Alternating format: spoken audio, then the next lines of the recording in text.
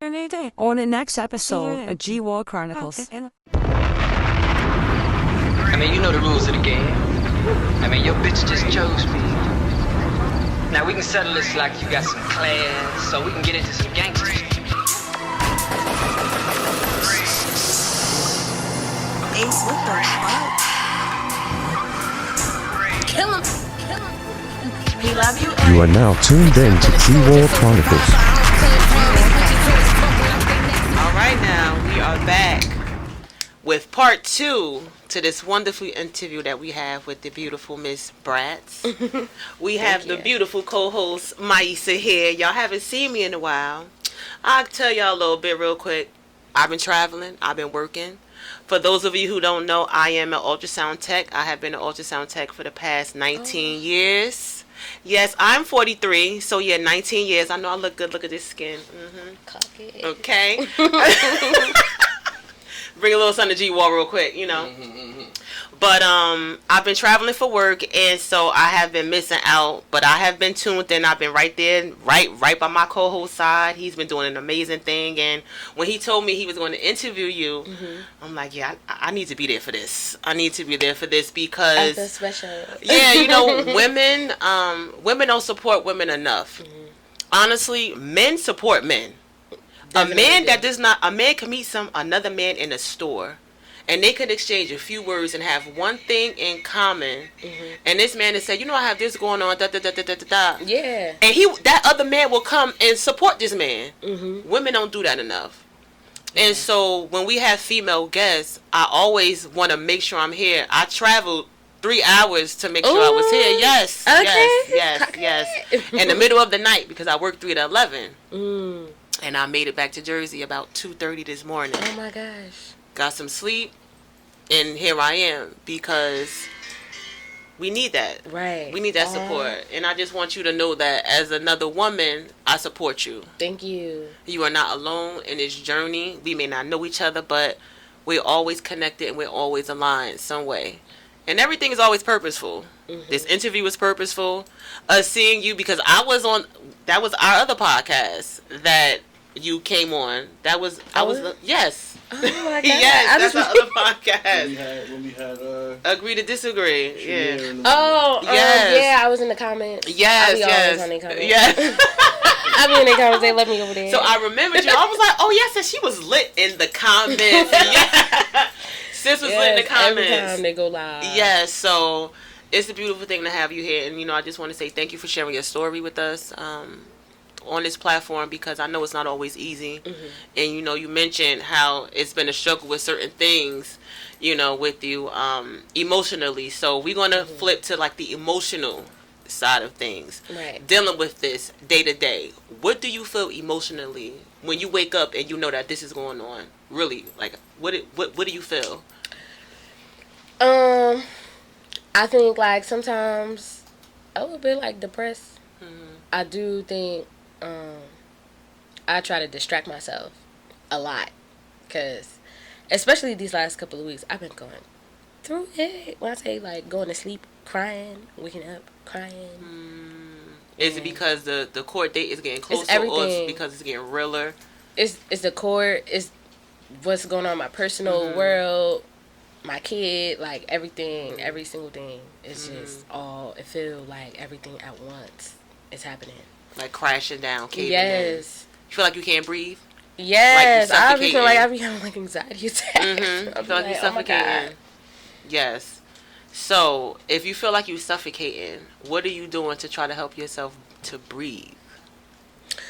I mentioned before, like a friend of mine, she's also a female artist. Her name is Karma Carms. She's like a Zen person too. She does like really, like people compare her to Left Eye and Erykah Badu. So she's been like a safe space for me. She dropped off like some journals to my house. We did vision boards the other day. Nice. So stuff like that to try to like get your mind off it. Like go out to eat. We've done bowling. So still just like distracting. Right. Like trying to get back into like a normal routine because I do not leave my house no more. I don't go outside no more. I stopped performing. I haven't been to studio. Like, tomorrow is going to be my first time performing since my last time performing. And what was the last time performing? It was like August, and it was bad. I had a moment of like crashing out, and I think everybody in the room was so in shock to see Bratz in that light, because I keep my private life and my music separate. So nobody that's ever seen me perform, do music, has seen that from me. So it had everybody like, Bratz, what? She ain't never. We never seen her act like this. And then it's that talk of like, okay, what's going on with her? Because most of the time when we crash out like that, especially in that space, that's your passion, that's your love, that's your life. So the fact that you crashed out at a performance, that speaks volumes. That speaks volumes. I feel like I was overwhelmed. And I think because... Was this after the case? Yeah, this was after the case.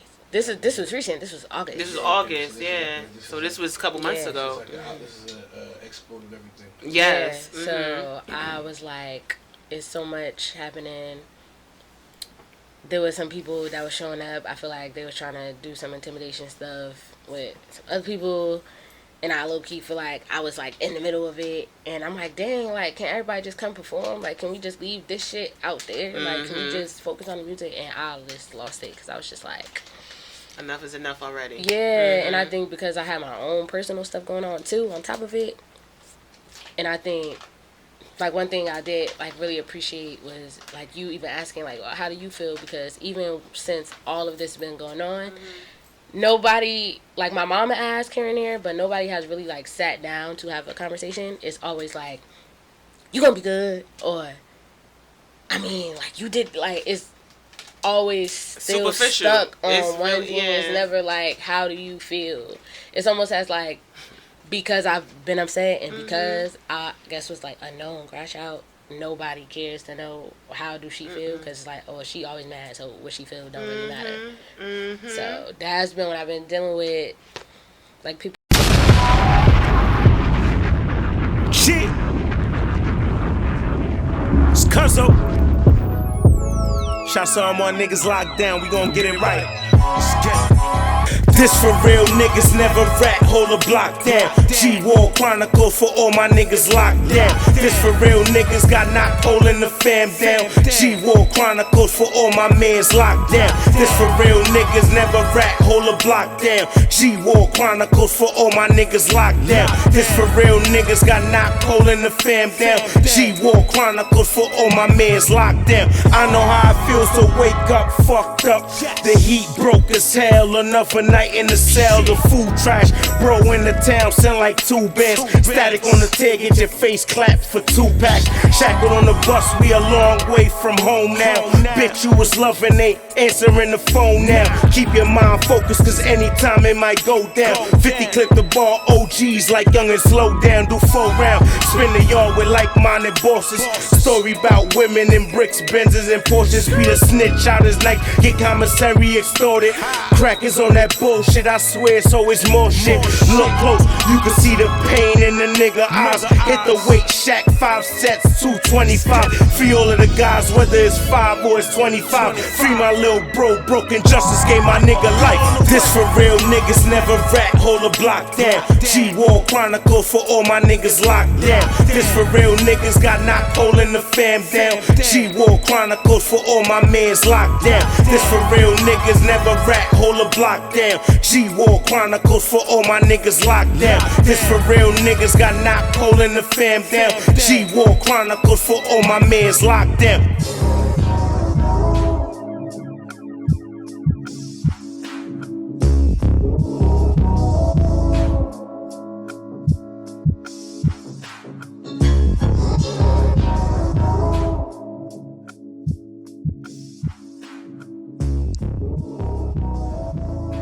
You are now tuned in to G-War Chronicles. When you leave here, and you know how a lot of us like to hold on to things for the rest of the day, like we allow it to affect us. No, you literally could go someplace by yourself and deal with those emotions in those 10 to 15 minutes.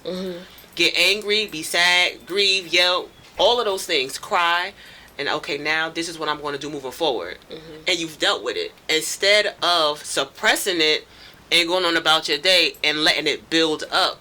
And that's literally dealing with your emotions in that moment, not allowing a situation to control you, because that's what we do. We allow situations to control our emotions and our mood on a day-to-day basis. So if you master that, there is no crashing out, because I already dealt with that emotion an hour ago. Like, that's over with. You can't get that. You know what I mean? So that's something that you can master easily because you already recognize it. You recognize it, and you already doing the work. Yeah, I'm about to say, I've been doing it. You've been doing the work. It's definitely tempting. But you've been doing the work, yes. I have been doing it. I'm even nervous to, like, come outside tomorrow for my show. Like, I know it's not going to be no drama. But well, why you nervous? Just because I remember the last time, the setting that people see me in. And I feel like it's so weird because everybody know BRATZKILLEM as a certain type of way. So when I walk in certain rooms, they're already expecting this type of energy. And that's what I don't want. So how do you want them to see BRATZKILLEM now? I don't want to be seen like a crash out no more. Right. See me, why y'all only see me when I'm getting mad? Why y'all not seeing me when I'm feeding the homeless, when I'm reading books to my son to go to bed at night, when I'm giving people places to stay?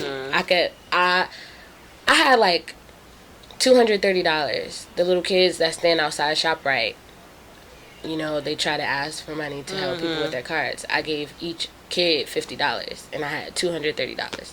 So I do stuff like that, and it's just like.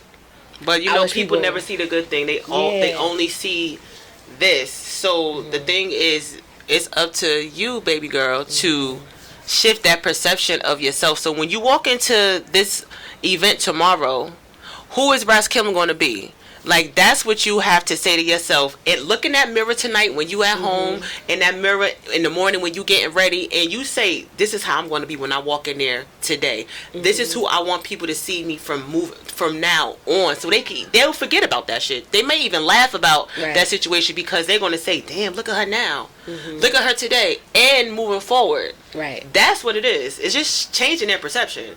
And it's not hard to change the perception if it's genuine. Right. If you really are wanting that change, if this new life, if this is how I want to live, this is who I'm going to be, you got to just show it. That's really it. Just show it. You know, it's been a thing, like, lately. I've been showing it, but everybody is still stuck on. But what if? Fuck 'em. Yeah, right. Fuck it. Thank you. Fuck them. Because these people who you really concerned about, go ahead. I think my biggest issue's been, like, I be feeling like that too sometimes, like, I don't give a fuck. But then I be also having the back of my head, like, damn, but I know I did this. Like, that, and then, they like, did something too. Because it's like perfect. a battle, because I be like, damn, I know I hurt this person. I should not be trying to, like, you know, rush their healing or what they need after something I said or did. And I think that's what bothers me. I don't really feel like I have to prove to them that I changed, but I think that I'm trying to, because I know that a lot of these people, it was just bystander of what I was going through. Like, they received that side of me from what I had going on. Like, even a great friend of mine I almost lost. And she was, like, my greatest friend. And I, like, spazzed on her, tried to fight her, everything. And it was because, like, I was upset. Like, I heard something, and it made me think about some other shit. And instead of just talking about it, I just lashed out. And, like, she cried. And I felt so bad because I'm like, damn, through everything, this been the person that's been, like, my safe place. And I almost lost my safe place because I lashed out on you because I was mad about something. So I think, like, I do sometimes have the thought process of, I don't give a fuck y'all. But certain people, I do feel like, I'm not gonna say we need certain people, but you shouldn't lose certain people because it's hard to find genuine people. And you'll be able to tell what's genuine and what's not. And certain people, specifically, I know like, these are my genuine people. Right. These people, I know they around because of whatever clout, shows, money. Like, I'm like the superhero to a lot of people I know. Like, I'm the one that people gonna come when, like, everybody obsessed over my cooking. I'm the one people call when they gonna need something to eat, or can I spend the night, or can I stay there, or you got $20. Like, I'm always that person. So I know some of them people, it's definitely to use something, but the people that I can feel it after it happens is when I know, like, dang, this was a genuine person. Right. So let me ask you this question then. From what you said, because it seems like these people mean something to you, have you apologized to these people? Have you had open conversations, like real conversations, and not to the fact of, like, okay, I want you to forgive me. No. If you don't forgive me and we never speak again, I have to be okay with that. But I want you to know that this is what I feel and I'm genuinely sorry. Yeah, I've done that. Okay. I think everybody, I'm not saying like they're scared of me per se, but I think everybody, They're scared of your reaction. Yeah, they're scared, like, cause she just be saying this cause she did something and she gonna spaz again. Like, that's what they all keep saying. Like, they've been giving me the chance, but that's been in the back the of fact their that they've been head. giving you a chance.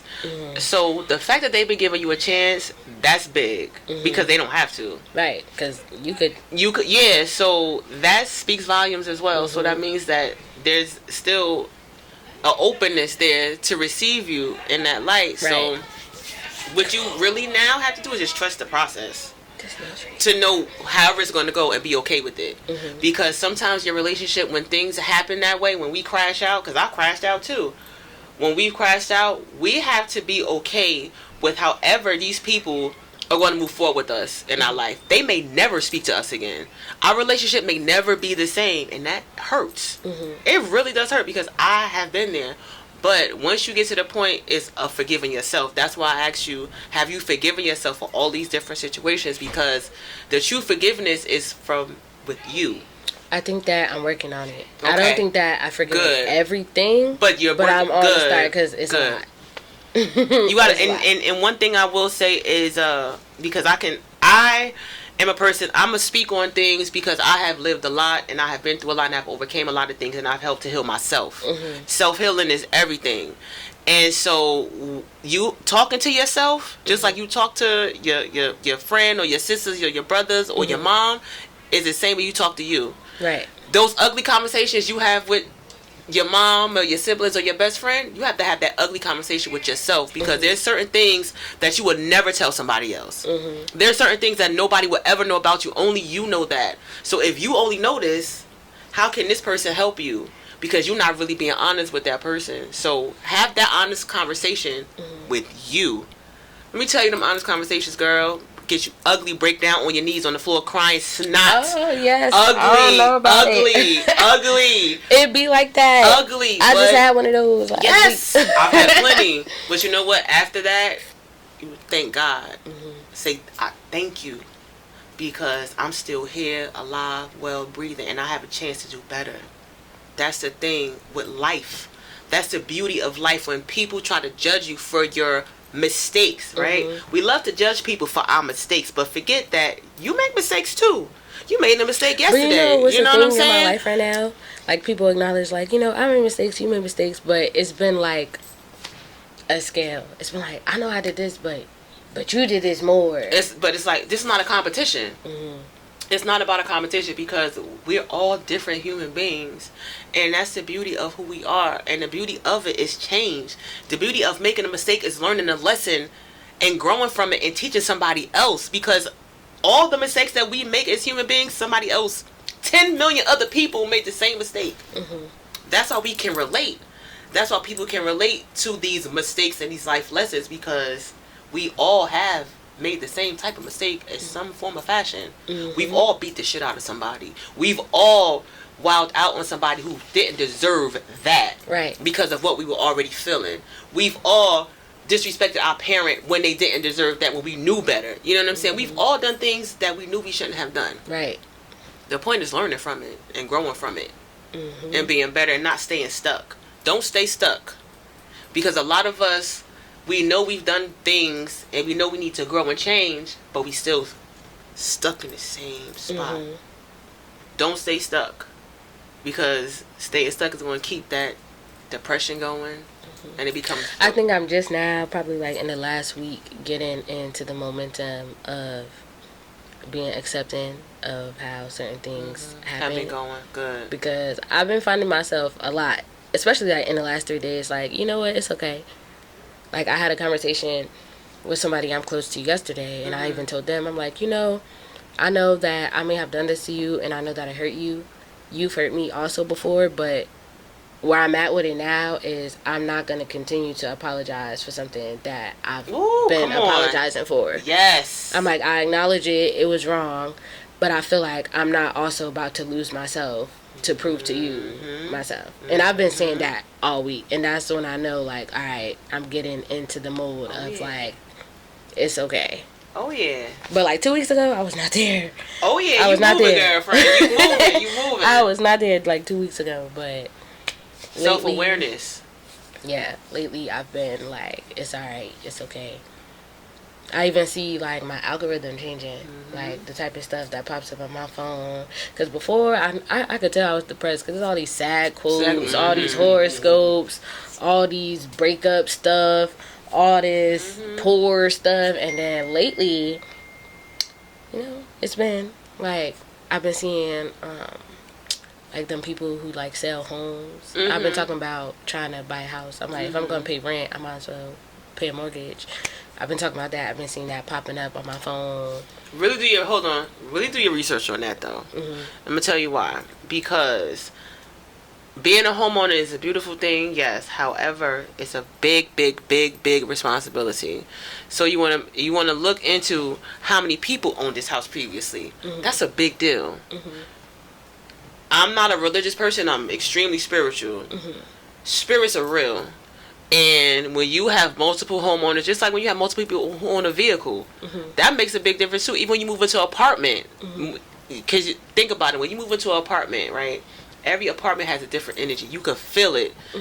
You can feel certain things when you go into certain spaces and certain places. So even when you buy a home, be mindful of if somebody passed away in this house. Those are people don't even ask those questions to the realtor. Sometimes they don't. A lot of realtors won't tell you if like violent crimes happen in a home, because if they did, somebody's not going to buy it, because you know if something violent happened in his home, there's some unsettled spirits walking up and around up in here. You know what I'm saying? So it's a beautiful thing, but just make sure you do your research on that, because when you purchase a home, it's like you planting your seed, you laying your foundation, and there's some place we're going to live for years and years and years. So do your research on that. And that's cool. That's funny too, because I'm big on spirituality. That's what's like, I believe in God, but I also believe in the universe. And even like my mom used to do stuff like that. Like we would move into a new house, and she would like scrub everything down and light incense. She would save. We would pray the house, every pray. room. Yes, ma'am. So listen, let me tell you something. Let me tell y'all something. Even when y'all go to a hotel, y'all go to an Airbnb, you supposed to walk and pray through that home, through that hotel, because it's multiple spirits and people moving all through here at all times, and you wonder why. Oh my God! When I go to this place, I feel this way. Because you got the sex demon in there too. Come on, talk about it. you know, it's so funny because Talk about I it. said that too about there was like these people who lived in the upstairs apartments above me before I moved in, and I don't know if they just abandoned it or if they were evicted or whatever, but all their stuff is still up there. And like the landlord used to tell us like to go up there or whatever. And I'm like, wait, so you gotta go up there for what? Cause he would be like, oh, you know, like there are things that you guys can use, or if you want to sell or whatever. So he would have everybody else that lived in the specific wing to go up there to see if they wanted stuff. And I remember going up there, and I'm just like, I told a friend of mine because she makes crystals necklaces, and I'm like something happened. I'm like, these people did not get evicted. Like I could tell by, it's like they left in a hurry. It's like they was running from something. Like I could feel that going in there. And then, you know, it was this one time, there was this apartment, and we all were in the backyard to chill. And nighttime came, and they put up the projector to have the big movie projector outside in the backyard, and somebody kept pointing to, like, the upstairs window, like, y'all don't see that person, y'all don't see that person. And it was, like, a man figure, and it kept, like, walking away. And I'm like, that is probably what's going on. Like, that. Yes. Like, that is something. That's the I believe unsettled in that. spirit. That's it. Whew. Ooh. So let me just. I believe in stuff like that. I even believe, like, this is the reason I really hate grocery shopping. Like, I've been finding myself Instacarting. But why? Because me too, like, I get, like, a lot of anxiety when I go to the grocery store, especially when it's crowded. So even what you talking about, spirits and energy, like, I get real deep into that conversation. Because even I'll be thinking, like, even if you're in a grocery store and you walk past somebody and they brush your shoulder. Yes. And that person could, like, you don't know what just happened in a day. And now you could have the greatest day, and now all of a sudden you feeling like you want to fuck shit up. And it's all because that person touched you. So like, check this. Remember that movie Thinner? So, oh, yes. So check this. I'm going to tell you something. So a lot of people laugh at me because when we talk about prayer, I say I pray all day, every day. So every time I walk into a place, every time I get into somebody's car, every time I walk in my own house, thank you. Keep me protected, keep me covered. I do that everywhere I go. So, and when you walk into the grocery store, even the mall, say a quick prayer of protection over yourself, and watch how you don't feel that. When I go out now, because I'm so used to doing it now, it's like you in a bubble. I swear to you, it's like you in a bubble, and that negative energy that I used to feel when I'm in a crowd of people, because I used to have anxiety like that too, especially after my car accident. Even now, I don't feel that anymore because literally I'm constantly praying that shit all the time. And if I do feel, because when you in tune. When you in tune, you self-aware, you can feel when it's like that. Oh, no, this ain't right. This ain't right. And it's time to go. It's time to go because I don't know where it's coming from. Even when it comes to food, it's certain times where I order out and I be like, no, I'm not I don't want it no more. Yeah. Yes, because you know there is an energy, and this is why people are afraid. People don't like to have this kind of conversation because they know it's real too. Because it's something in that.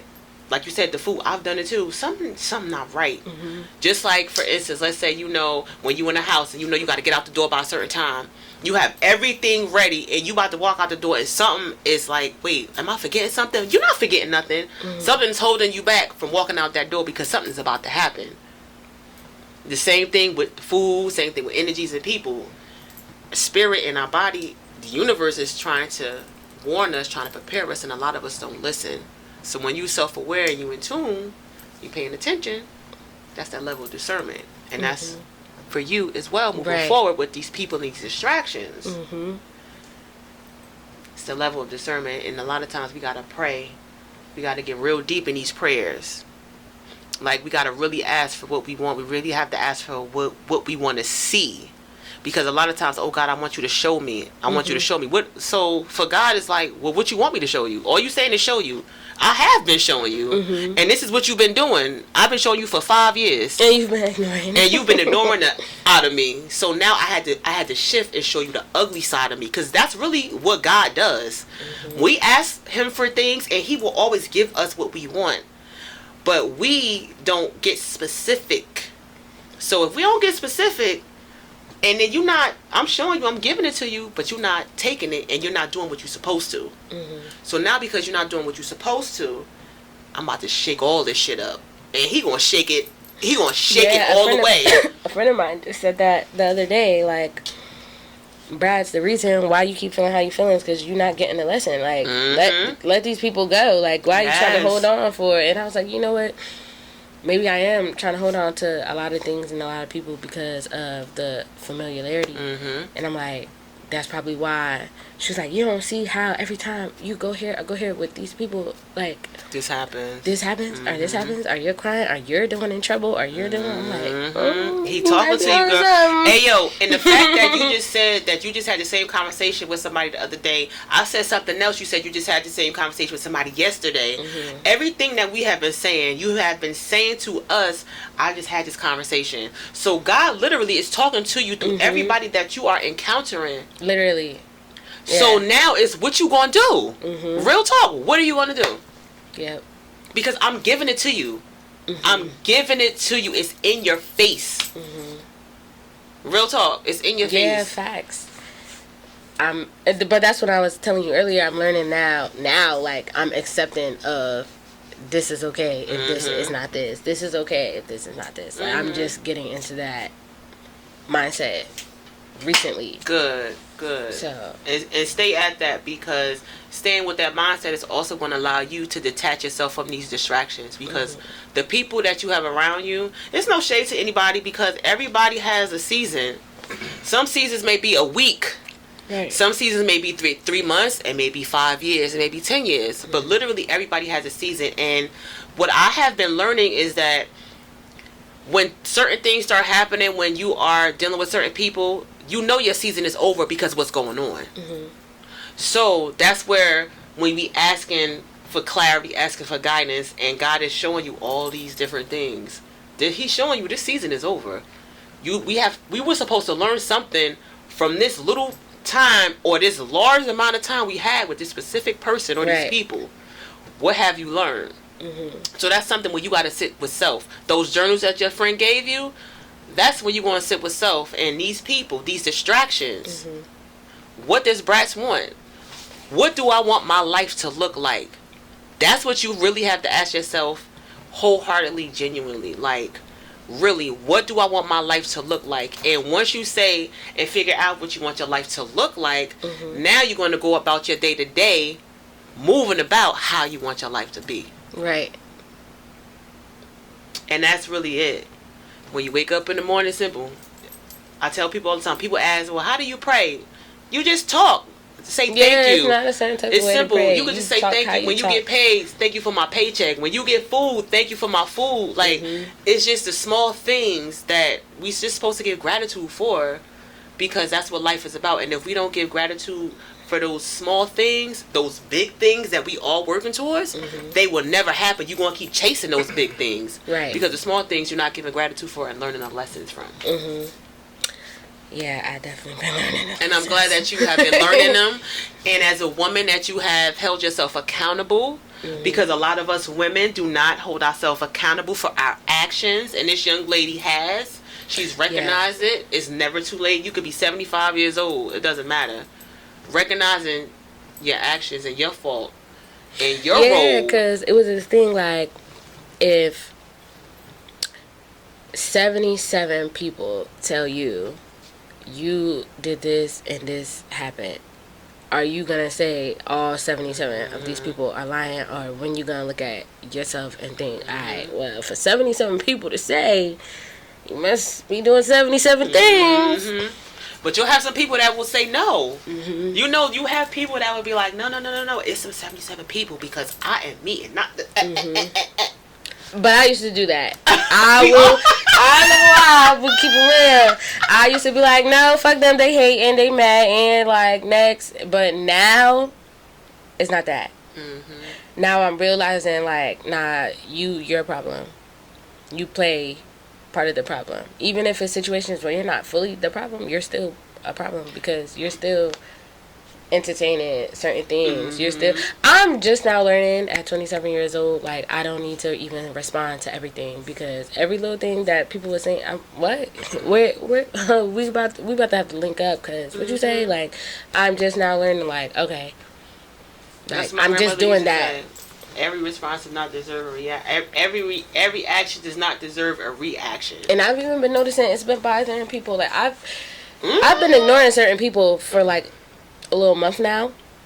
They don't like it. Normally, I would have gave it responses and I would have texted back and I would have And lately I have not, and I've been noticing like even them reaching out has slowed down. Like they noticing like, yeah, this girl really not on that. Like she really not paying attention.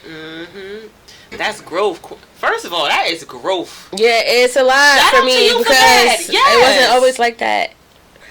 Be proud of I'm yourself. a person that I would Yes. react first and think later. But I don't want to do that no more. And with growing, even with myself as well. You know how somebody says something and you know, like, did they just...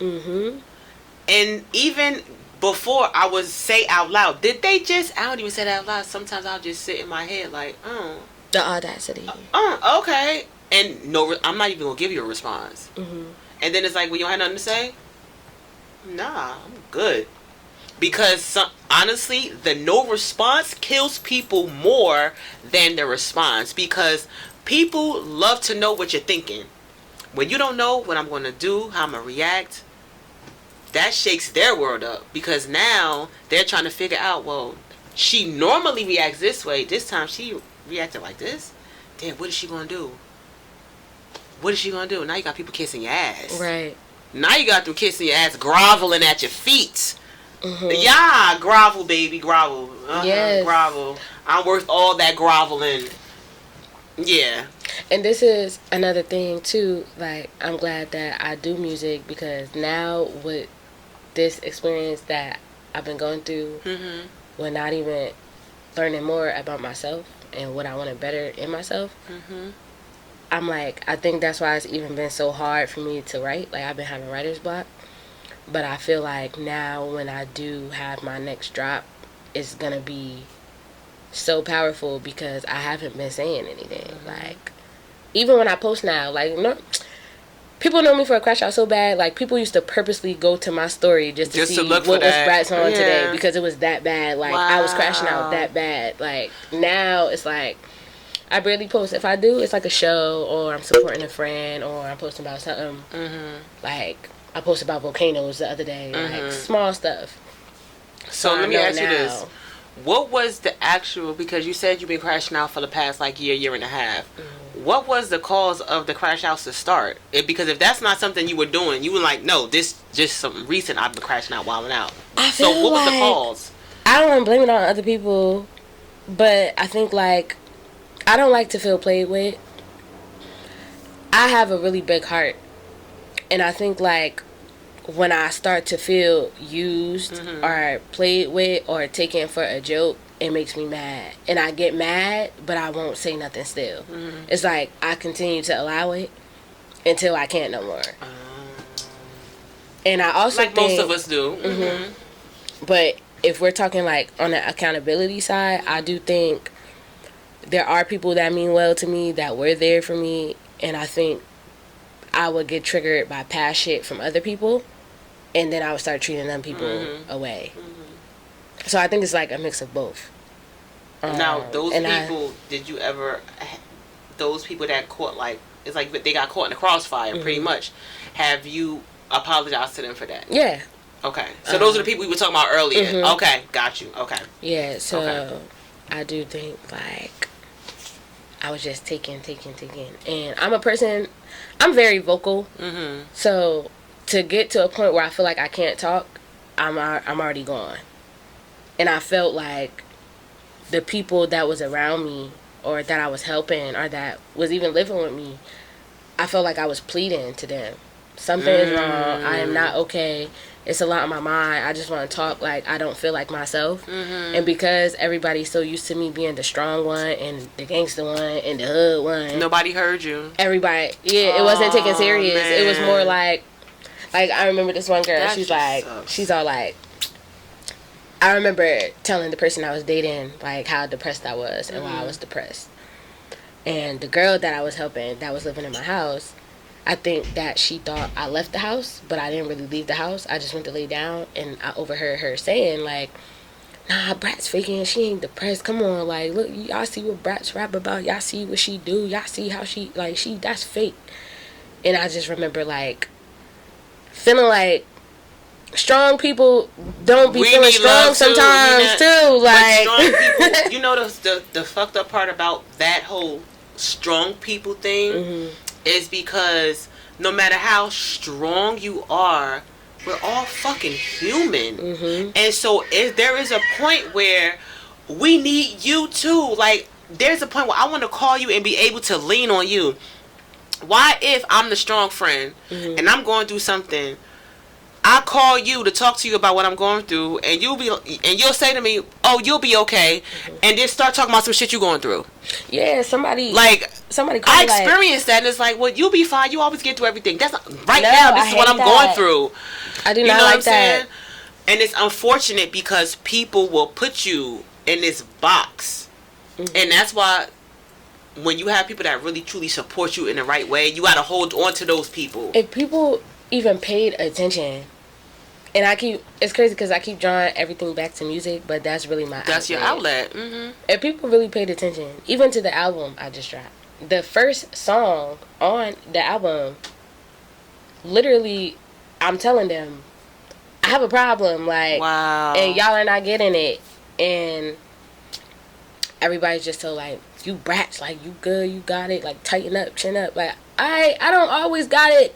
I don't always desire to be strong. I don't always have it figured out. No, I don't feel like getting up today and going to do a bunch of nothing. I do want to lay in my bed and cry. Like, that type of stuff is... Man, these people don't get it. And those are people that, honestly, you don't need to be around.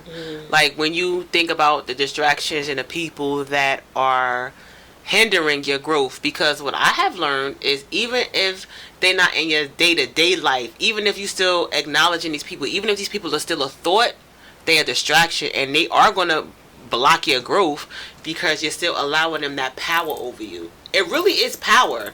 And the universe and God not going to give you certain things if you allowing this to go on, because you're not ready.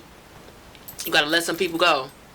Right. You got all these journals. Take you a piece of paper, get that journal, and you sit down and you write all these people, write all their names down, and the pros and cons of, and what are they bringing in your life? Real shit. I've done something similar. Well, not like that. But, it's this thing called letting go plates. Okay. I learned it on Pinterest. So what is that? It's like you get an all white glass plate. Okay. And you take a Sharpie marker and you write down everything that hurt you, or the people that hurt you, or the things that you've been through that you haven't gotten over, or whatever. And you write everything. You put the word letting go in the circle part of the plate, and then around you write everything else. You write everything else, whatever you feel, and then you break it, the plate. So it's like, okay. So it's kind of the same thing like when you write things on paper and then you go outside and you rip the paper or you burn the paper. So it's all the same. Okay, so it's like a letting go. Yeah. Have you done that? Yeah, I've done that. Okay, and after you did it, how did you feel? A little relieved. It's not gonna change like real life, but for the moment of feeling it, it was like a release. And did you actively no longer speak to these people? I think probably like one person on it I still speak to. Why? But I don't know. I have like attachment problems. I'm still learning the art of detachment. I think I have abandonment issues. No, but okay, so this is what I'm gonna ask you next. Why are you attached to this person? I feel like that person showed up in my life at a point where I had nothing, and I was like, in my lowest, I didn't know who I was. I didn't know shit. It could be that too. That's what it's because. That's why I asked that, because a lot of us trauma bond. And sometimes trauma bonding isn't a bad thing if we're not stuck in that trauma. Because what happens with trauma bonding, in my opinion, I'm nobody's expert or guru, because people like to talk shit about me, because people like to say, oh, you think you know everything? I don't know everything, but I know a lot. I've been through some shit. Hold on, I lost a fucking eye and I had breast cancer. I've been through some shit. Okay? Yeah, so I can talk. Okay? That part. So, I forgot what I was saying. Ooh. You were saying about trauma bonding. And oh, yes. So, when you're trauma bonding, everybody doesn't want to heal. So, we could trauma bond. You may want to heal, but I don't. So I'm gonna keep you stuck, and we gonna get. So every time I talk to you, every time, because this is what trauma bonding does, and this is where I said to you the level of discernment. And when you start talking to people, when you when you have conversations with people, even people in your life, I'm going to give you some homework. What I want you to do is, before Monday, I want you to have a good, nice prayer, and I want you to talk and say these people that are in your life that you know genuinely are not for you, because you know the people that's not for you. You know, in your heart. And I also want you to ask God to show you the next time this person is in your presence, whatever that looks like, whether it's on the phone, whether y'all in person, to reveal to you who they truly are. Honest moment, because it's gonna happen. Friend, that's happened to you, right? Like, let me tell you something about God, and when you genuine and you really ask, that's why I said you got to get specific with your prayers. That's why I said you get dirty and grimy. He gonna freaking show you, and you're gonna be like, holy. People, their faces will look distorted. When you see this person now, they're not gonna look the same to you anymore, because that spirit on them is gonna reveal itself. Yes, I'm serious. I've witnessed it myself with a partner, somebody I was with. I witnessed it with friends, like people I've known 25 years. I've seen it. And when you think people for you, and you learn, like, how can you rock with me for 25 years, but you hated me all this time? God damn. That's a real thing too, because you know? Like, I have an ex, my most recent ex, and it's crazy because everybody will always say, like, he not for you, he not for you, he not for you, like, he is this. And I was just so, they saw something that you couldn't see. I'm gonna stick beside him. And it's so crazy because even when we take pictures, even if we would smile on pictures, whatever, specifically my mom, she would be like, you need to get away from him because something is attached to him. He looks so demonic. Like, she would say that in every picture we would take together. Why his eyes look like that? Like, you don't see that. And I wasn't seeing it. You couldn't see it. You couldn't, because you were in it. You were in it. And whoo, shit. Yeah. Girl, it's like deja vu. Even So like what happened? What happened? We had a situation. I was crying about some shit. And this is crazy because I didn't grow up, like, seeing this type of stuff or know what this is. Like, I know what certain stuff is, but he's, like, telling me, like, to come outside and smoke, and it's a cigarette. And he's like, it's a cigarette. And I'm like, I don't smoke cigarettes. Like, you know, I don't do bogeys. I don't do right. It's like, nah, you stressing. Like, it's going to release your stress. But the whole time, I didn't know the cigarette was dip. But he knew that it was dip. God. But I smoked it, and I didn't know. Oh, my God. And it's so crazy. I feel like I had an out of body experience. Like, it's like I can. That's what it is, because that's what it does to you, right? Trust me, like, I remember everything that happened. It's like, I was watching myself. Because normally people don't. They don't remember. I remember it, and I was so disappointed because I was just like, oh my God. And, like, he was skitzing too. Like, I remember everything. Like, he was rolling around the backyard. But he knew that you never did no shit like that. No, so, like, I've only ever smoked weed. Like, I've never did shrooms. I've never did nothing. So that's fucked up. I smoked it, and I just remember, like, when I finally was back to self, I'm like my arms, like, I was, like, ripping, like, crazy. And I remember, like, his aunt calling the ambulance and them coming, and then, like, he had to go to a program. It's the whole thing. And I remember telling my mom, like, you know, this is what I felt like, smoking a cigarette. And, like, I remember she lost it. Like, that motherfucker gave you wet. And I'm like, wet. And I'm like, didn't know what that was. Up, man. Excuse my mouth, y'all. I'm sorry. I remember, like, when I finally did talk to him about it, like, he's all like, man, that shit not gonna do nothing to you. It's gonna relieve stress. That shit changed your life. Like, you will never. Some people never come back from that. Like, you are so lucky that you even can still be here. Yes. Because some people just stay. They never come back. Yeah. So. And the fact that you so hold on, real talk. We're gonna rewind. For a second. But this is when I knew I was still in it, because I still didn't leave after that. Like, well, you got bitches. Hold on, you got bitches who niggas that stop their ass out and don't leave. So yeah, I still didn't. I love him. It wasn't until I love him. I love. Wait, with the camera. I love him. He my heart. I still didn't leave. I'ma sit beside him. It wasn't until we had, like, a real bad situation, and it involved my son. How old was your son at that time? He was like 6. Oh. And so it was a situation where he got mad at me. Like, he used to get jealous when I did features with males. because he was also an artist, but he also did like movies and shit too. So he used to get upset when I would do songs with guys. Insecurity. But he could do songs with a bitch and there's no problem, right? Yeah. Oh, excuse me, he ladies. I like- mean to say bitch, female. Sorry. I just remember him, like, he made me strip and he sent me out in the hallway, like, To do what? butt ass naked, like, just like, You did it? He brought the outfit. Yeah, like, he had a strap on him and he made me what? strip. And he was just like, you get the fuck out of my house, because I was staying with him at the time. He was like, "Get the How fuck old out were my house." you? This was like 2 years ago. Oh my So God. he made me strip Girl. and he sent me out in the hallway. This was on Freelandheisen. So Oh, no, Freeland. And I'm in the hallway, no clothes on, like this, crying, begging him, please let me in the house. And then a situation ended up happening with my son, and then that's when it clicked. It clicked for you. And my right. mom came and got me, and I was living with her, and like it was a whole thing. Oh and my then I God. finally like. It was a whole thing, and then I finally left. And then it wasn't until once I got the detachment from that person, then I went back and started looking at how the pictures we used to take in the videos. I'm like, You yo, saw he it. hated me. Like, Yeah. you did not love me. So I'm gonna say something on that. My friend knows. So I was with somebody who I realized he loved me up until a certain point. Like, he loved me. He fucked with me up until a certain point. And the point was my accident. Because we realized that when a person, he always would talk about my face all the time. He called me Sweet Face. That was his nickname for me. Sweet that's Face, Sweet so Face, Sweet Face. And then we got into the car accident and I lost my eye. And he never called me that again.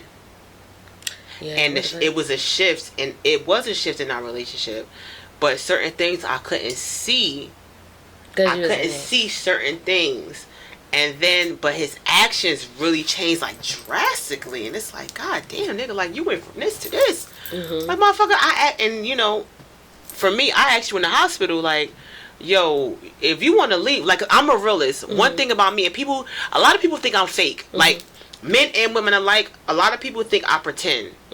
People will say to me, yo, you really not like this. There's no, you can't be, because most women don't think like you think. No, I am this way. Like, I'm realistic. I asked him in the hospital, like, yo, you want to stay with me or you gonna leave? You can leave, because I know, like, I lost a fucking eye. Right. That shit You not is looking at me the different. same. You gonna look at me differently. No, I love you, I love you, I love you. I ain't never, I'm not gonna fucking leave you, I ain't gonna change, but you did. So, the reason why I'm bringing that up is because in your situation, even though it may not have been that drastic, but it's still the same shit. Like, things will change, and a person will love you for this, and something will be a little what different. is going on in the world right now? And things will change. I just had this conversation yesterday. The person that I date, we be like on and off, but I swear to God, I just had this conversation yesterday, and I told him, I'm like, you know, if you feel like you want to move forward and you want to leave me alone and do whatever, tell me now. Do it, yeah. And I told him that, I'm like, because I don't feel like, and I started crying because I'm like, you know, like, my ex told me, like, no man will ever love you if you can't bear his children. And I have consistent miscarriages because I'm secondary infertile. We gonna talk about that. Hey, yo. It's a whole thing. And I was just like, and he was telling me, like, you know, babe, I love you. Like, I'm not leaving nowhere. Like, I got you. Like, even if we gotta adopt the kid, if we, whatever, a program we gotta pay for, anything, that's right. like, I got you. Like, that would, like, Yes. a baby would never make me unlove you. But I just remember consistently, like, crying in his arms, like, no, like, my ex said I can't have kids. Like, you're never gonna love me. Like, this, that. Because it's like I could get pregnant, but I can't carry full term. Like, I always miscarry between. So let me ask you. trimester. So we gonna speak on that real quick. I'm an ultrasound tech. I've been doing this shit for a long time, and the reason why I got into this is because my child, my pregnancy with my child, my kids, same father I have for my sons. I got pregnant. I found out on my ultrasound the baby had spina bifida, where her spine did not close. Her spine was left open. The nerve endings didn't close, and her diaphragm didn't form. So because her diaphragm didn't form, her intestines grew inside her chest, and her heart and her stomach were growing on the opposite side instead of the correct side. Right. Yeah. I learned that on the ultrasound. I went to school for communication broadcasting. In college, working, I shifted my entire life to find out. Like, even though the doctors, we did all this testing, I did amniocentesis, we did all this testing, and we found out that it was something that just happened. That wasn't enough for me. Right. So I went to ultrasound school. And the reason why I say that to you is because all this shit is purposeful. The reason why you kept having those miscarriages, you weren't supposed to have those babies with the men. A lot of times we don't look at life in that way. Even though I still had 2 more children with my kid's father, and my mother had to make me realize, like, yeah, certain things he's not doing what he's supposed to do as their dad, but you were supposed to be Marcus and Brandon's mother. Because my son Marcus is my miracle child, because I got pregnant exactly a year later after my first baby. Their due dates were 4 days apart.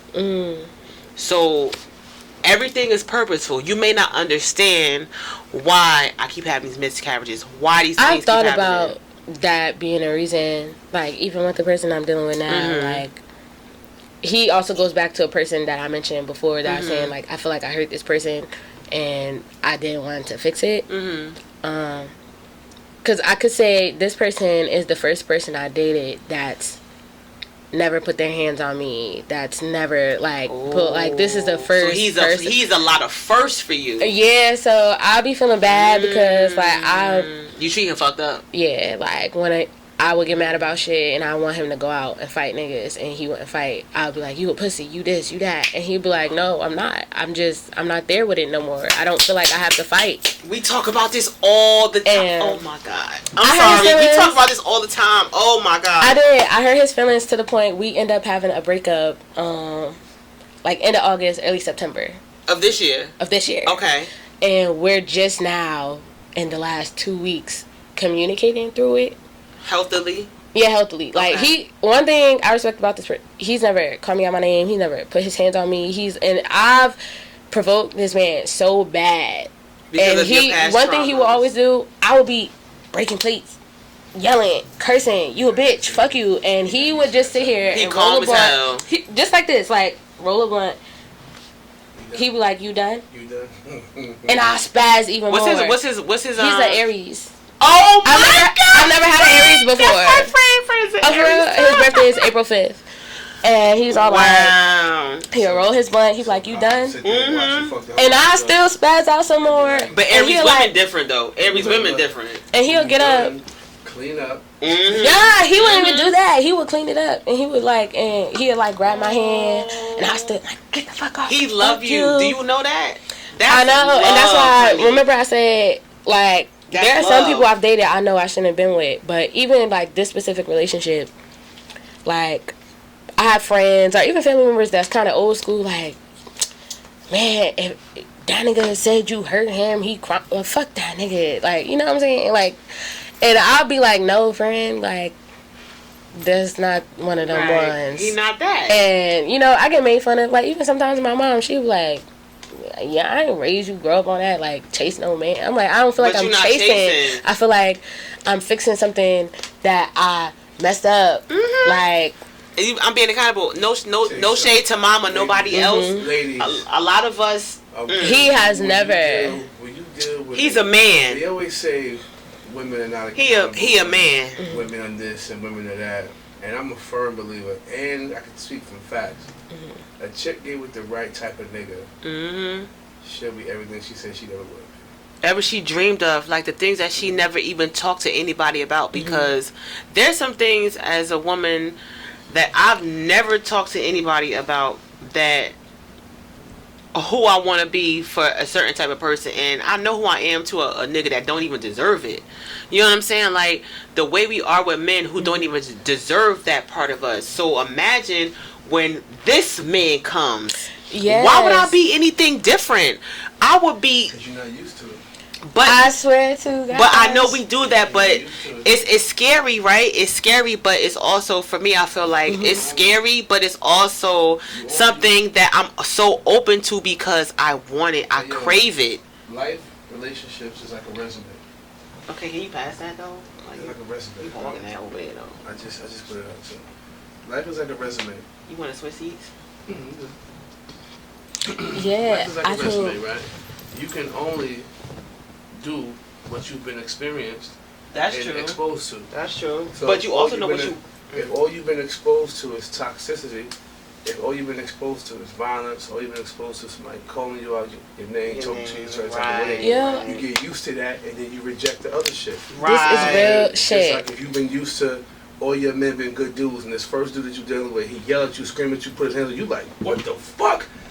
I'm out of here. You want to get away from that ASAP. But sometimes you might not run, because I've never said that. This is a really honest moment I'm about to have right now. He told me too. He's like, I tried to push him away because I didn't know how to receive. Yeah, no, I was like that because I was always aggressive because of how I grew up, because I had uncles I had to fight, all that type of shit. Mm-hmm. So when I got with a nigga who wasn't like that, he was everything. My mother and my family loved him, but because it's like, yo, you too good. Like, why do you agree with everything I say? Why do you do? So I started to push him away, not realizing what you're doing in that moment. Like, it's not healthy at all. It's not healthy at all. You know, I took a big step. We had a conversation the day before yesterday, and he was saying, like, you know, I love you. I want to work this relationship out. He's like, you know, I grew up on tradition. I don't believe in just walking away. Like, we could figure it out. And I said some shit that I've never said to a man before.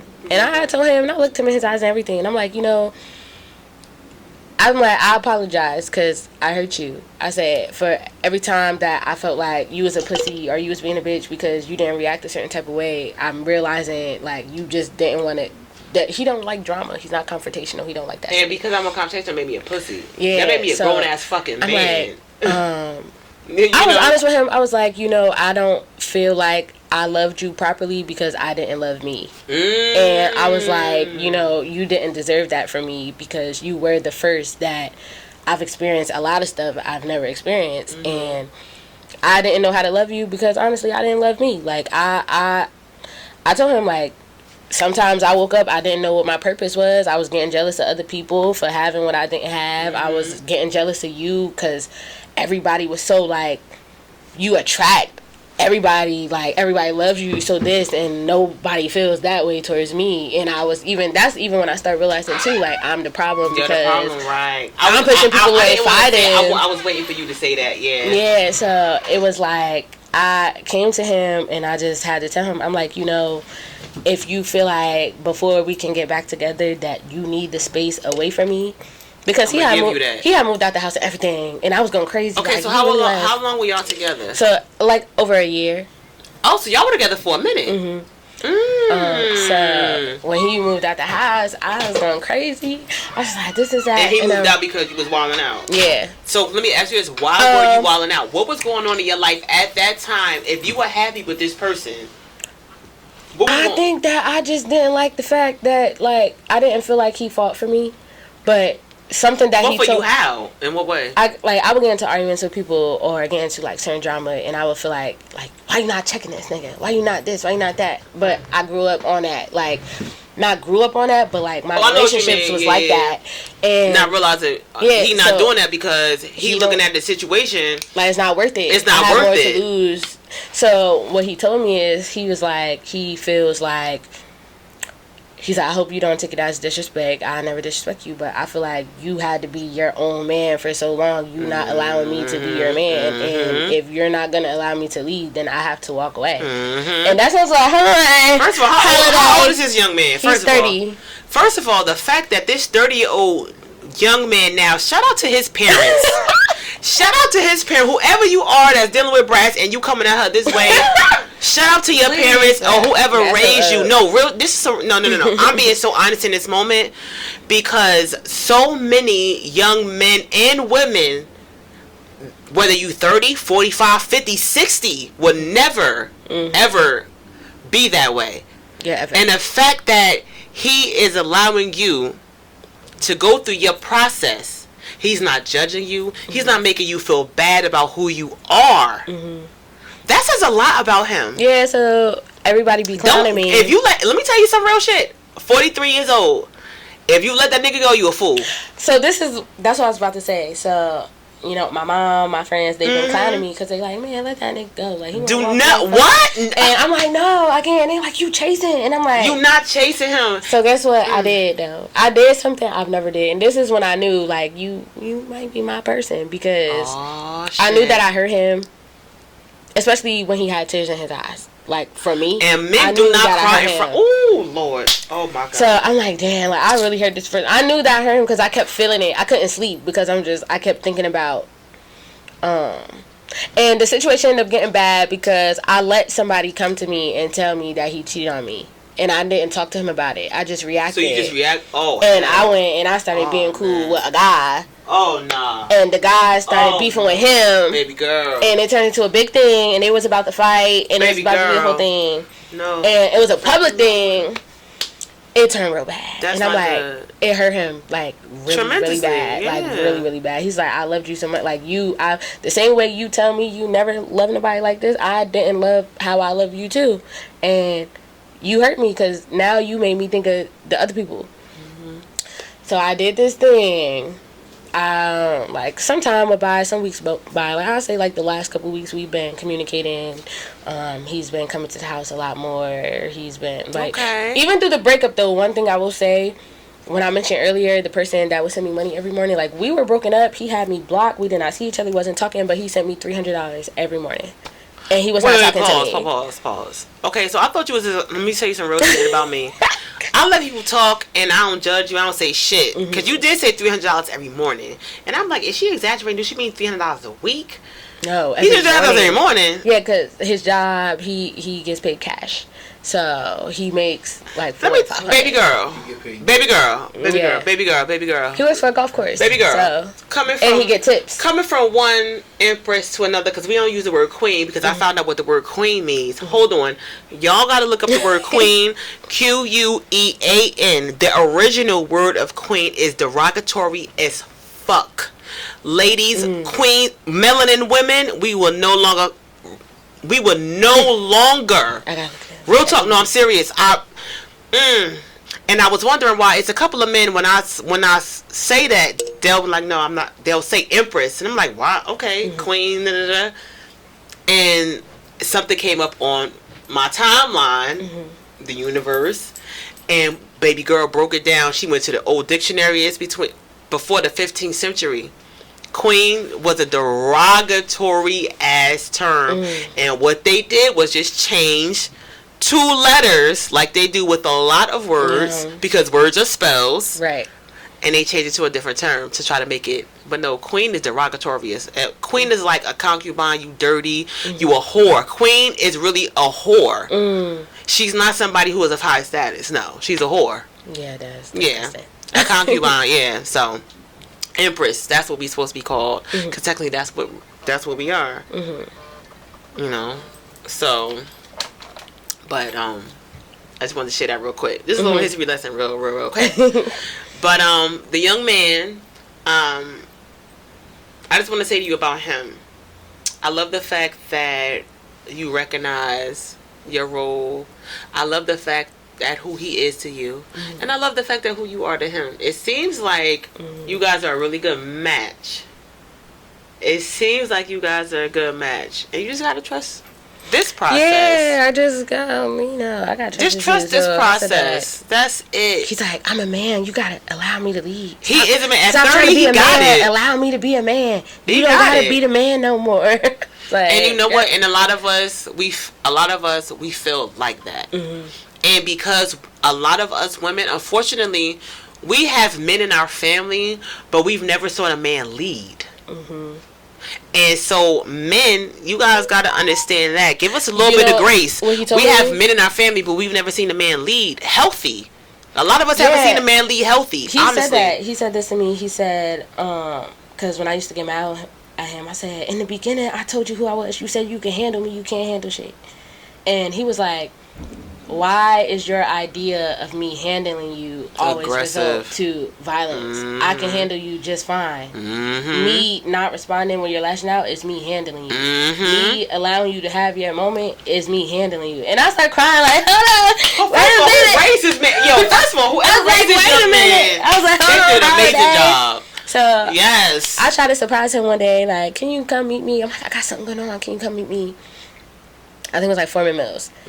I freaking took, because he's so old school. He's 30, but he's so, like, he's got an old soul. Yeah, he is like, I love probably that. because of his dad. But I went to meet him in this parking lot. I brought a freaking boombox there. And I'm holding the boombox like this, and I'm singing Monica Before You Walk Out My Life to him. And I brought him some Coronas, because that's his favorite thing on football Sundays, and cinnamon buns. And I'm singing the song to him while I'm passing him the cinnamon buns, and he started crying. That was is beautiful. Like, he's like, yo, I never had no girl. Dude, I'm like, because, like, you mean a lot to him. Hold on, like, I messed it up. I acknowledge that. But hold on, like, before you just walk away, okay, let me be this new, you feel me? Like, I'm already transitioning for myself. You didn't get to see that because we were broken up, but let me show you. Like, I could receive it now. I didn't love me at that time when I was trying to love you, and I was treating you how I felt like I was treated. And that wasn't okay. You didn't deserve that. So, we're good now. We got back together. I'm so proud of you. Hey, yo, real talk, honestly, we just met today for the first time. And myself and my friend and my other female friends, other male friends, my cousins, whatever, we have conversations about females being accountable all the time. And unfortunately, women do not hold themselves accountable. And the fact that throughout this entire interview you have admitted to things like I don't know if you're proud of you. No, I'm proud of you. Like, real talk, I am proud of you, because when you recognize your role, there's nothing else but to do but grow. Honestly, because that's what halts us from growing. Because if you cannot see your role, if you cannot see your fault, you said, yo, if 77 people, you said that, and you kept using 77, you kept using the same number even before we were recording, you used 77. It's the reason why you using that number. I seen a blue jay on my windowsill this morning in my backyard. Come on, Queen. So I was just like, oh, excuse me. Come on, Empress. So it's a reason why everything is purposeful. So the reason why you shoot that blue jay, the reason why 77, the reason why you're here today, the reason why I'm transforming. You are transforming. I am proud of it. That's why I said to you, stop saying trying. That's why I said that to you. There is no trying. If you are actively doing it, why you keep saying I'm trying? Because you know what's going to happen? If you keep saying I'm trying, you're never going to get to where you want to go. If you are actively in motion, you're doing what you got to do, and you saying, yo, I'm doing what I got to do. I may not be there yet, but I'm doing it. That's why you have to change up your words. Right. We always have to change up our words, because words really are spells. Change up your words. You're not trying. You're doing. Right. You are doing it actively. So, I'm proud of you. Thank you. I'm proud of you. I want to just say thank you for coming on our platform, sharing your story, because that's not easy. You know, and if people want to judge you, let them. You know why? Because when people want to judge you, whatever they did was 100 times worse. That's why they're judging you. Right. Because I got a question for her too, though. Go ahead.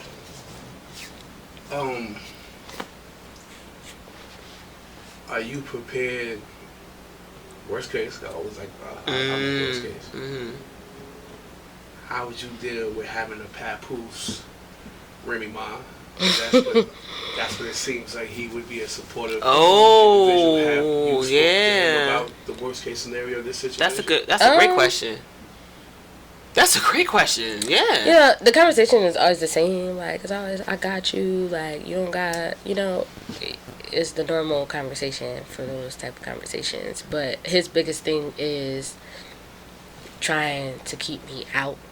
Like, he's more on himself. Like, he did the affidavit, and he's like, I hope, like, even me doing this affidavit at least is gonna lessen your charge, which it did. But his biggest thing is himself, really. Like, I don't want you to have to go through that, because I feel like granted, this girl did whatever she did, but I played the role by not letting you know this. And I'm not about to watch you go do that when you got to be there for Nasir, which is my son. So that's been a conversation. So as we come to a close, right? You got a lot of women out here who want to be the Bonnie to the Clyde. Who want to take the charges, who want to, we get pulled over, the gun is mine. Yo, that's my nigga, they run up in here, all this shit mine. I'm going to get a slap on the wrist. That's what they think. Right? But until you get that slap on the wrist, when you can't find employment, when you can't get a crib, when you can't do, what would be your message to the Bonnies, to the Clydes out there right now? Man, I don't know if I have a message to the Bonnies, to the Clydes, because I'm not really in agreement with people trying to take charges or take cases of things they weren't really involved in. Like, I don't think it's fair to take from somebody else if you know that you played this role. It's not fair to do that to somebody. But then you also grow up on no snitching, no this, no that. So I understand why people do it. I feel like it's just that union you gotta have with the person. Like, I can't really give an advice on that. It's more so them, who they're dating, what they feel. Like, with my relationship, as a man, he felt like it wasn't even something that he did because, I'm gonna just help you. It was something he did because he genuinely felt like, nah, I played a part in this, and I should have told you that this was right here, but I didn't, and I'm not letting you go do that. So I'm taking that. That was a genuine thing. It wasn't more like, it wasn't a situation where it's like, yeah, Bratz, but babe, I got you. Like, nah, that was real. That was really a real thing. He could have just, which is crazy because most people thought he was going to do this. Like, when it was time for me to go to court, I told you we went through the big breakup. So as I had court coming up, a lot of people thought, he ain't going to do that shit. He going to leave you hanging. It is what it is. So I was a little discouraged because I'm like, we're not talking. We had each other blocked. And then he showed up. Like, I don't care what we going through. I got you. I said, I got you. I got you. That speaks volumes. He's a stand-up guy, man. Hold on. Not all Aries is stand-up. Pause. Not all Aries is stand-up. Not all Aries stand-up. I would never people. Shout out to you, bro. No, big shout out to him because all people, forget the sign, just people in general. Like, people will say one thing and do the total opposite. So the fact that even despite y'all not speaking, you just said we had each other blocked, and he still showed up. That shows his character. That's everything. Shout out to his parents. Like, that's why I keep saying shout out to his fucking parents. He would send me a cash app every morning. Come on, and he's so like, I ain't gonna lie, y'all Aries, y'all a little petty because he would be like, for whatever. Oh no, they petty. Oh no, they definitely petty. He was like, for whatever. He would send the cash app. It would say petty, for whatever. Yeah, my friend Petty. He sent me a cash app every morning. What I want to say about him right now, I can't say on air. We gonna wait till we get off. Right. Cause you better look. Hey yo, you better. Hey French, she better. Everybody keep telling me, nah, leave him alone. You better not leave him. Like, it's not really chasing when I'm the one who. You not chasing nobody. This nigga showing you he love you. Let me tell you something. Hold. Let me sit up. I'm gonna sit up real quick for this one. Let me move my mic. Because let me tell you something about the people that want to tell you to leave a person that supports you and love you and that show you that they genuine. Fuck them. That's telling you to leave him.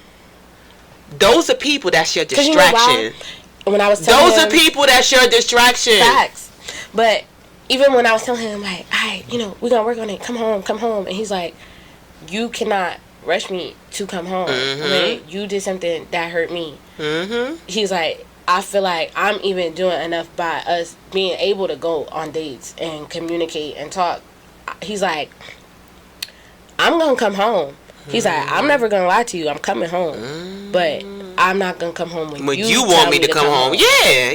And when he says that, everybody that knows me like, that's excuses. It's another bitch. Nah, it's not another bitch. I'm like, nah. He's standing his ground. Yeah. You know what because he said that he feel like I didn't take him serious. Yeah. He want his respect just as well as we as women want the same for our man. What he's doing is the same thing we would do. Right. Stand on He's business. doing the same exact thing, but we'll call him a bitch because he's standing his ground. No, I'm making you respect me. Like, you not gonna play me. Yeah. And everybody keeps That's telling right. me, girl, you look crazy. I'm like, No, you don't, girl. I'm like, I love the ones that him. look crazy, they single, right? Hold. The ones that's crazy single, they single as fuck, Some of right? them single. Oh. They married. None of them married. That's what I mean single. Not no man. They married. No, None of them they're not married. married. So what I say And to that's them, what made him mad too, because he was like, before all of this breakup stuff happened, we went to Zales and he was getting me size. oh my God, are you serious? Nah, swear to God, we was getting size. He was like, we gonna look at rings. We was looking at rings and everything. He was like, you gonna be mine forever. You my person that I want to share my life with. I am. And then all that stuff happened. He was like, damn. He was like, what did I do so wrong that He made ain't you do nothing. This is y'all test, girl. That's what I told him. This is y'all test. And let me tell you something. If you are the woman that listen to your friends, you will never get a man the rest of your life that will fucking love you. And I mean that shit, because if you look at our elders, look at our mothers, our grandmothers, our aunties, and they'll always talk about that one nigga that fucking loved them, and they listen to their motherfucking friends. Them motherfuckers still single now, and they 60, 70 years old, miserable, pretending that they happy. Right. You can only be so happy without a partner, yo. You've been happy for 10 years without like regular. Yeah, no. Come on, you just getting fucked. You're not being loved on. You just getting fucked, and that's what these people. That's what I keep telling people. I'm like, this man. Don't listen to these people, girl. Don't listen to them. Don't. First of all, he don't just like, you know, he was helping me teach my son certain things, teach my son sports, how to throw a ball, tying his shoes, because he still got issues with that, even though he should have that figured out. Like, helping me certain things with my boy that he feels like, man, should that means a lot, because everybody don't be involved with your kids. And he cooks. See? And he cooks. Come on. Like, and it's not like, oh my God, I'm about to make you hot dog and beans. Like, no, he cooking for real. No, he cooks from scratch. Yeah, like, yeah. Shout out to his fucking parents. He makes mashed potatoes. He doesn't even like using a potato No, peeler. he cut it with a will go knife. get a knife. Yeah, and he be old like, school. Why you got a potato peeler here? We gotta bring him on the show. Yes. Hey, friend, we gotta bring him on.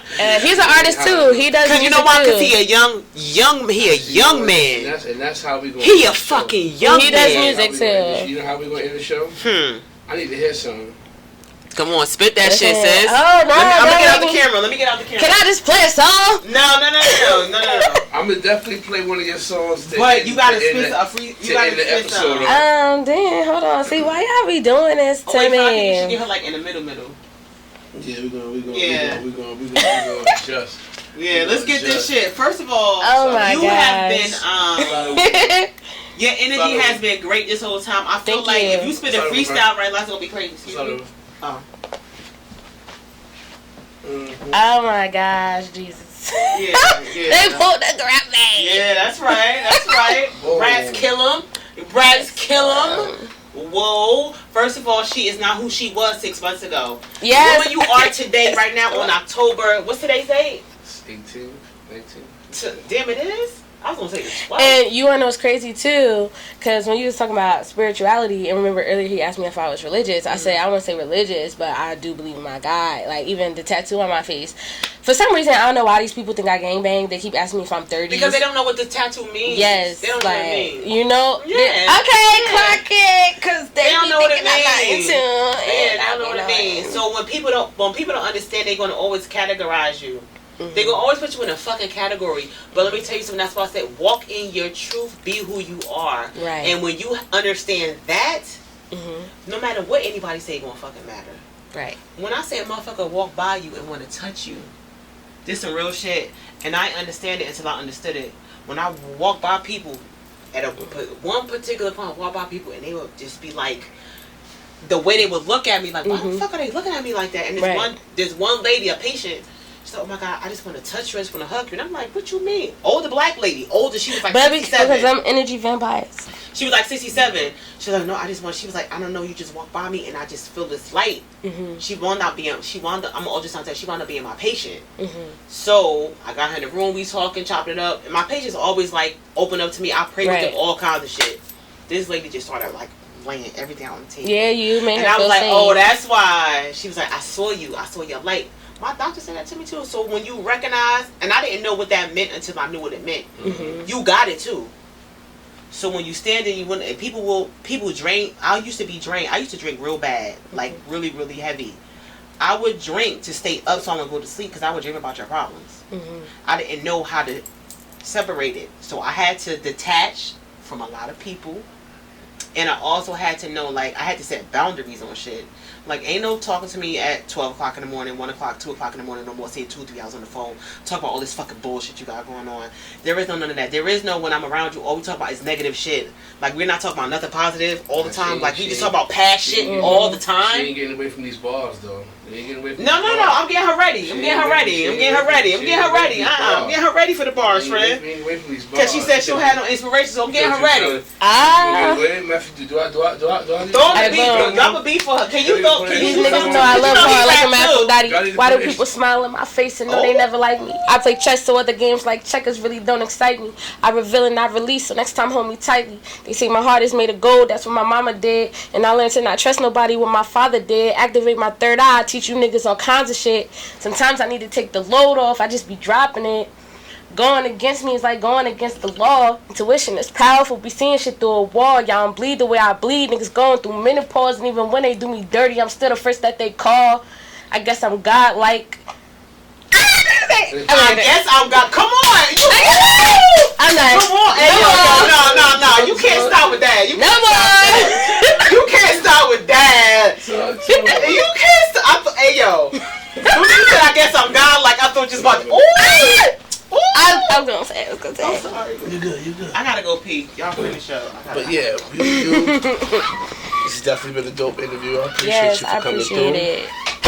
Yeah, I don't even know. I feel like I needed the interview more than Hey, listen, let me tell you something, right? Like, I tell people all the time, there's 1,001 podcasts out here right now.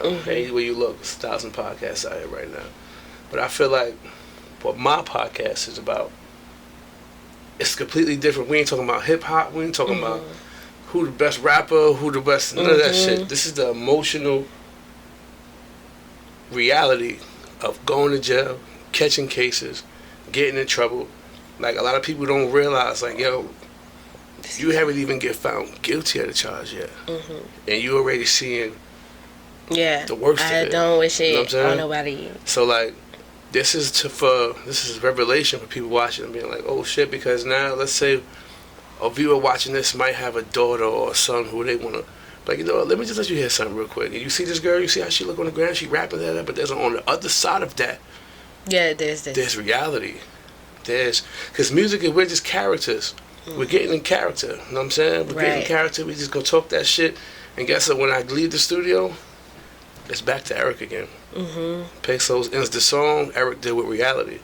And like I said, when I was in the music shit, I was on tour, I was moving and grooving. But it's like, bro, I gotta pay these bills, backing up, and it's like, I couldn't do what I wanted to do with this music shit, you know what I'm saying? So, like, the basis of my podcast is really to get to the other side of the case, you know what I'm saying? The reality of the case, realizing that, yo, this ain't what you want to do. I told you, if I could just get one young boy to be like, you know what, I don't think I want to do this shit. Because you can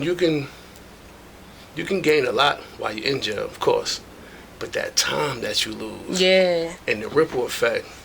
Your son, how old is he right now? He's 8. He's 8 years old, and I would tell you some real shit I'm about to tell you. Don't let him come see you.